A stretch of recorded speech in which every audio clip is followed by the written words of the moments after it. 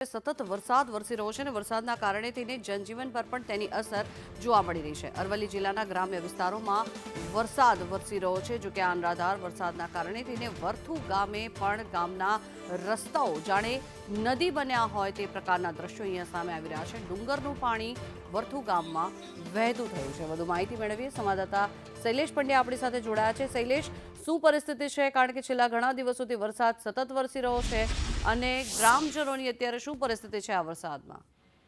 જી ઝંખના વહેલી સવારથી અરવલ્લી જિલ્લામાં વરસાદી માહોલ છે। શરૂઆતમાં ક્યાંક ધીમો વરસાદ ખાબક્યો, પરંતુ બપોરે 12 વાગ્યા બાદ ધોધમાર વરસાદ ખાબક્યો છે, જેની વધુ અસર ગ્રામ્ય વિસ્તારોમાં થઈ છે। ગ્રામ્ય વિસ્તારોમાં વાત કરીએ તો વરથુ ગામ છે, દધાલિયા ગામ છે, ઈસરોલ છે, આ તમામે તમામ ગામની અંદર ધોધમાર વરસાદ ખાબક્યો છે। વરથુ ગામની ભૂગોળ એવી છે કે ડુંગરના વચ્ચે ઘેરાયેલું ગામ છે, તો ડુંગર ઉપરથી ઉતરેલું જે કોઈ પાણી છે એ બધું જ પાણી વરથુ ગામમાં પ્રવેશ્યું છે। વરથુ ગામમાં જાણે પૂર આવ્યું હોય એ પ્રકારના દ્રશ્યો જોવા મળી રહ્યા છે। આસપાસમાં જે સ્ટેટ હાઈવે છે એ કિનારાના જે ખેતરો છે એ ખેતરો પણ ક્યાંક ને ક્યાંક બેટમાં ફેરવાયા છે।